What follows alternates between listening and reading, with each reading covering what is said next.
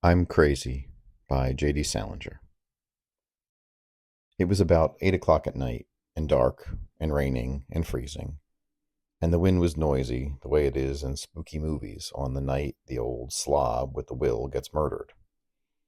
I stood by the cannon at the top of Thompson's Hill, freezing to death, watching the big south windows of the gym, shining big and bright and dumb, like the windows of a gymnasium, and nothing else. But maybe you never went to a boarding school. I just had on my reversible and no gloves. Somebody had swiped my camel's hair the week before, and my gloves were in the pocket. Boy, I was cold. Only a crazy guy would have stood there. That's me. Crazy. No kidding. I have a screw loose. But I had to stand there to feel the goodbye to the youngness of the place, as though I were an old man. The whole school was down below in the gym for the basketball game with the Saxon Charter slobs, and I was standing there to feel the goodbye. I stood there. Boy, I was freezing to death. And I kept saying goodbye to myself. Goodbye, Caulfield. Goodbye, you slob. I kept seeing myself throwing a football around with Bueller and Jackson just before it got dark on the September evenings. And I knew I'd never throw a football around ever again with the same guys at the same time. It was as though Bueller and Jackson and I had done something that had died and been buried, and only I knew about it. And no one was at the funeral but me. So I stood there, freezing. The game with the Saxon Charter slobs was in the second half, and you could hear everybody yelling, deep and terrific on the Penty side of the gym, and scrawny and faggoty on the Saxon Charter side, because the Saxon bunch never brought more than the team with them, and a few substitutes and managers.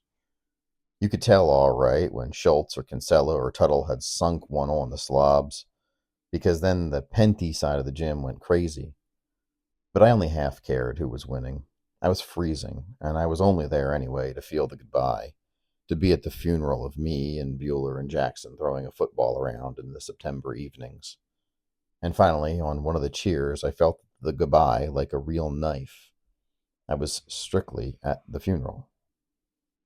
So all of a sudden, after it happened, I started running down Thompson Hill with my suitcases banging the devil out of my legs. I ran all the way down to the gate. Then I stopped and got my breath. Then I ran across Route 202. It was icy, and I fell and nearly broke my knee. And then I disappeared into Hesse Avenue. Disappeared. You disappeared every time you crossed the street that night. No kidding. When I got to old Spencer's house, that's where I was going, I put down my bags on the porch, rang the bell hard and fast, and put my hands on my ears. Boy, they hurt. I started talking to the door. Come on, I said. Open up, I'm freezing. Finally, Mrs. Spencer came. Holden, she said, come in, dear. She was a nice woman. Her hot chocolate on Sundays was strictly lousy, but you never minded. I got inside the house fast. Are you frozen to death? You must be soaking wet, Mrs. Spencer said. She wasn't the kind of woman that you could just be a little wet around. You were either real dry or soaking. But she didn't ask me what I was doing out of bounds, so I figured old Spencer had told her what had happened. I put down my bags in the hall and took off my hat. Boy, I could hardly work my fingers enough to grab my hat. I said, How are you, Mrs. Spencer? How's Mr. Spencer's grip? He over it okay? Over it, Mrs. Spencer said. Let me take your coat, dear. Holden, he's behaving like a perfect I don't know what. Go right in, dear. He's in his room. Old Spencer had his own room next to the kitchen. He was about 60 years old, maybe even older, but he got a kick out of things in a half-shot way. If you thought about old Spencer, you would have wondered what he was living for. Everything about over for him and all. But if you thought about him that way, you were thinking about him the wrong way. You were thinking too much. If you thought about him just enough, not too much, you knew he was doing all right for himself. In a half-shot way, he enjoyed almost everything all the time. I enjoy things terrifically, but just once in a while. Sometimes it makes you think maybe old people get a better deal. But I wouldn't trade places. I wouldn't want to enjoy almost everything all the time if it had to be in just a half-shot way. Old Spencer was sitting in the big easy chair in his bedroom, all wrapped up in the Navajo blanket he and Mrs. Spencer bought in Yellowstone Park about 80 years ago. They probably got a big bang out of buying it off the Indians. "Come in, Caulfield," old Spencer yelled at me. "Come in, boy." I went in. There was an open copy of the Atlantic Monthly face down on his lap, and pills all over the place, and bottles, and a hot water bottle. I hate seeing a hot water bottle, especially in old guys. That isn't nice, but that's the way I feel. Old Spencer certainly looked beat out.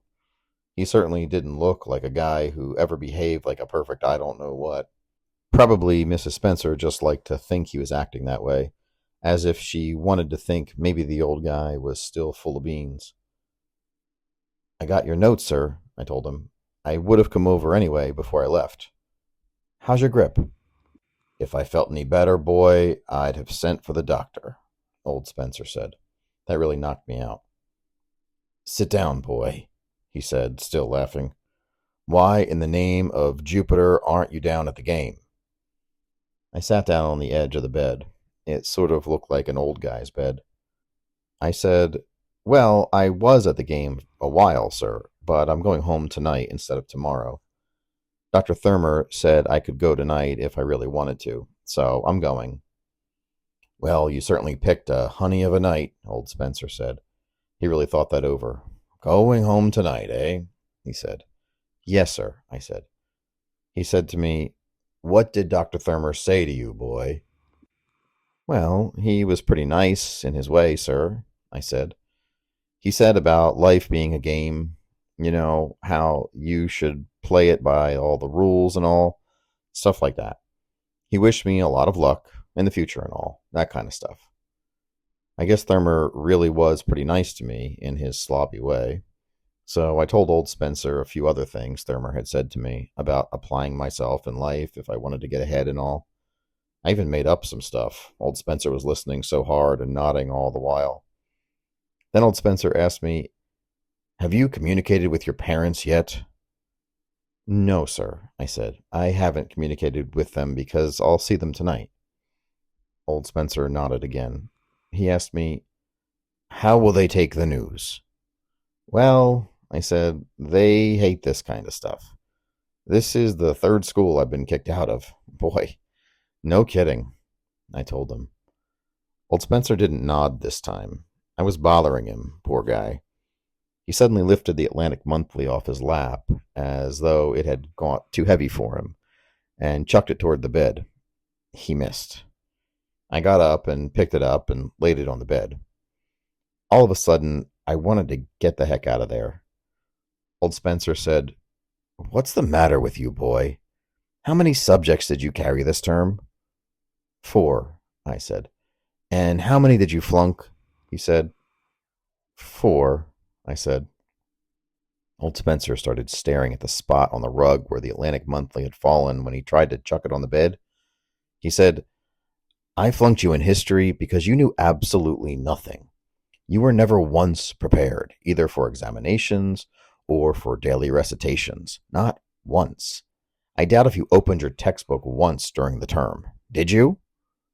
I told him I'd glanced through it a couple times, so as not to hurt his feelings. He thought history was really hot. It was all right with me if he thought I was a real dumb guy, but I didn't want him to think I'd given his book the freeze. "Your exam paper is on my chiffonier over there," he said. "Bring it over here." I went over and got it and handed it to him and sat down on the edge of the bed again. Old Spencer handed me my exam paper as though it were something catching that he had to handle for the good of science or something, like Pasteur or one of those guys. He said, "We studied Egyptians from November 3rd to December 4th. You chose to write about them for the essay question from a selection of 25 topics. This is what you had to say. The Egyptians were an ancient race of people living in one of the northernmost sections of North Africa, which is one of the largest continents in the Eastern Hemisphere, as we all know. The Egyptians are also interesting to us today for numerous reasons. Also, you read about them frequently in the Bible. The Bible is full of amusing anecdotes about the old pharaohs. They were all Egyptians, as we all know. Old Spencer looked up at me. New paragraph, he said. What is most interesting about the Egyptians was their habits. The Egyptians had many interesting ways of doing things. Their religion was also very interesting. They buried their dead in tombs in a very interesting way. The dead pharaohs had their faces wrapped up in specially treated cloths to prevent their features from rotting. Even to this day, physicians don't know what the chemical formula was.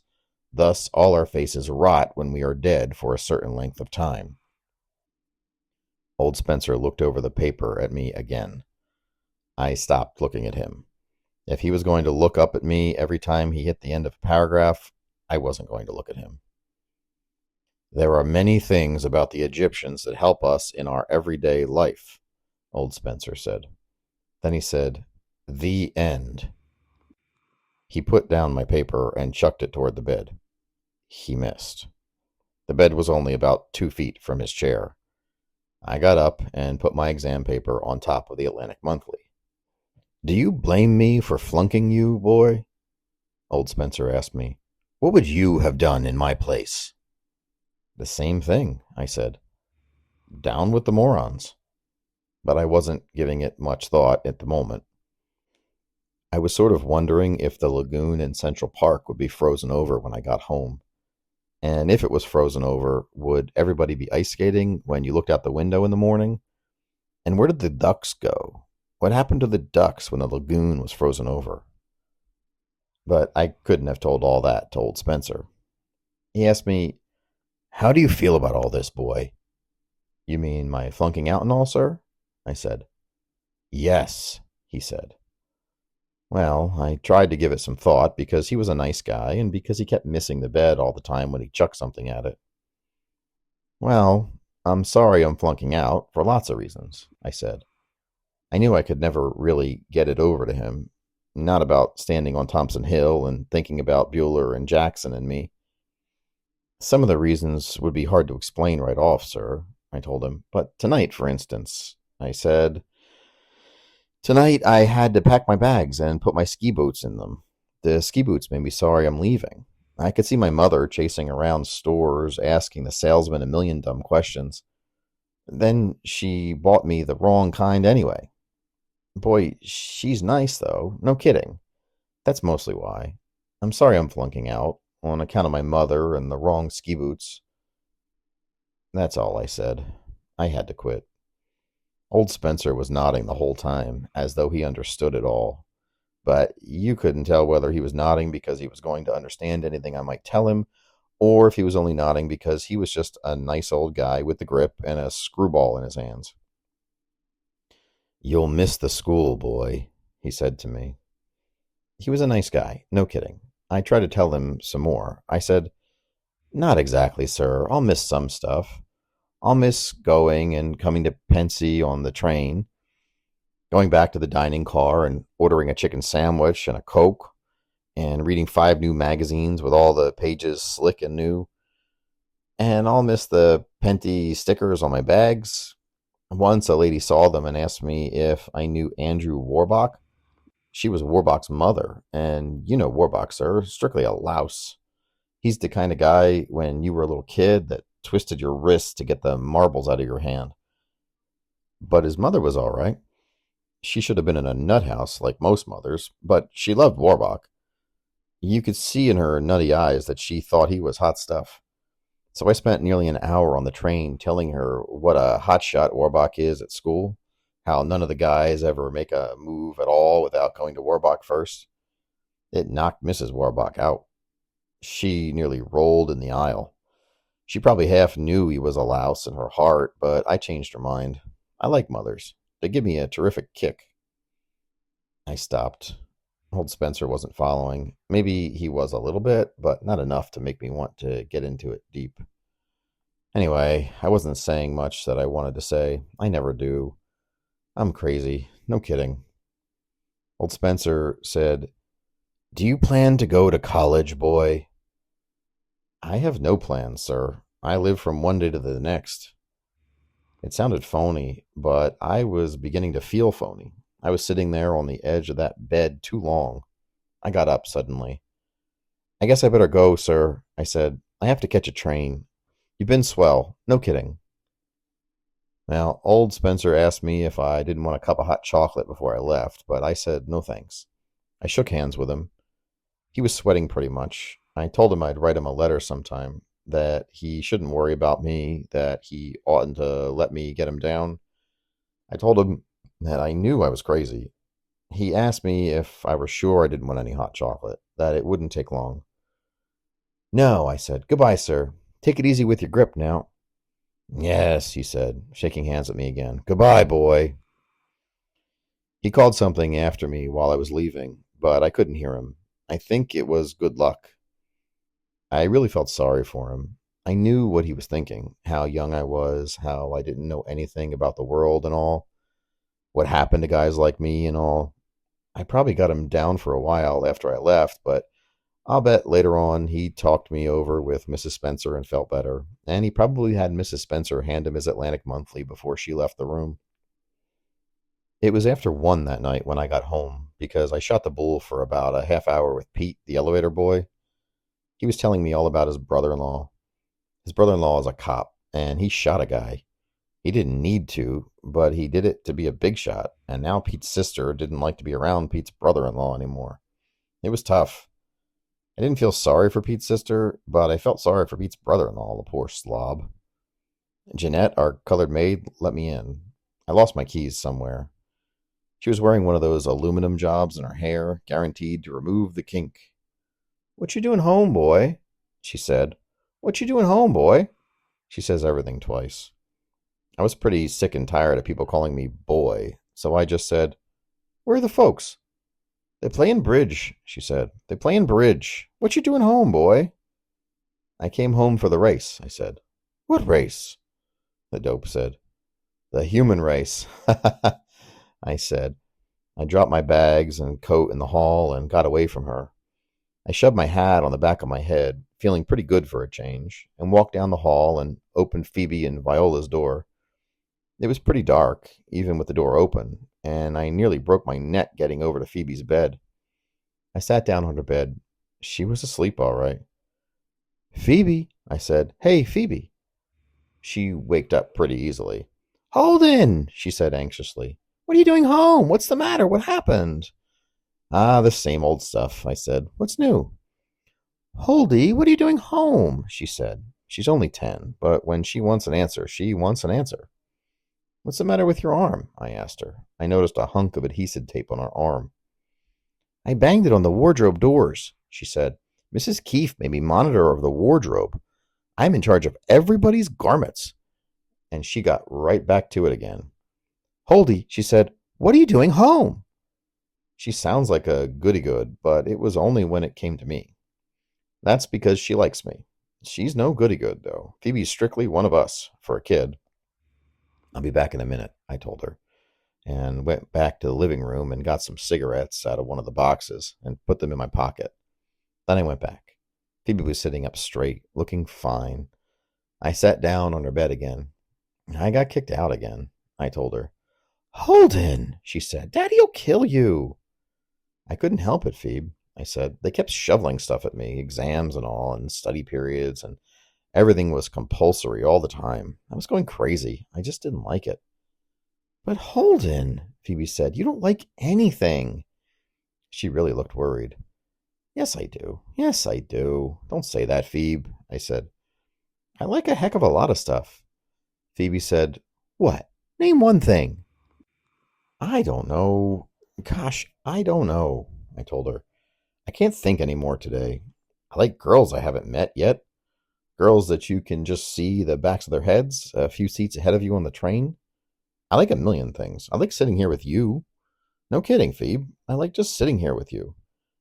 Go to bed, Viola, Phoebe said. Viola was up. She squeezes right out through the bars, Phoebe told me. I picked up Viola and sat her on my lap. A crazy kid if ever there was one, but strictly one of us. Holdy, Viola said. Make Jeanette give me Donald Duck. Viola insulted Jeanette, and Jeanette took away her Donald Duck, Phoebe said. Her breath is always all the time bad, Viola told me. Her breath, Phoebe said. She told Jeanette her breath was bad. Then Jeanette was putting on her leggings. Jeanette breathed on me all the time, Viola said, standing on me. I asked Viola if she'd missed me, but she looked as though she weren't sure whether or not I'd been away. Go on back to bed now, Viola, Phoebe said. She squeezes right out through the bars.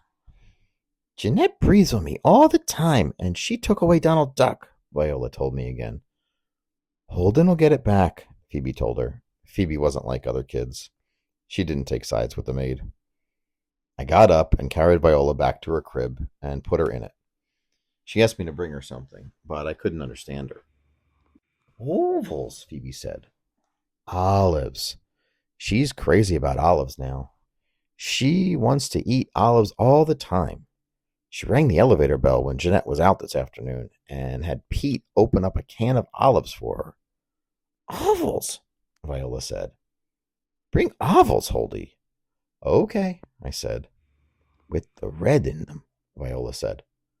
I told her okay and said to go to sleep. I tucked her in, then I started to go back where Phoebe was. Only I stopped so short it almost hurt. I heard them come in. That's them, Phoebe whispered.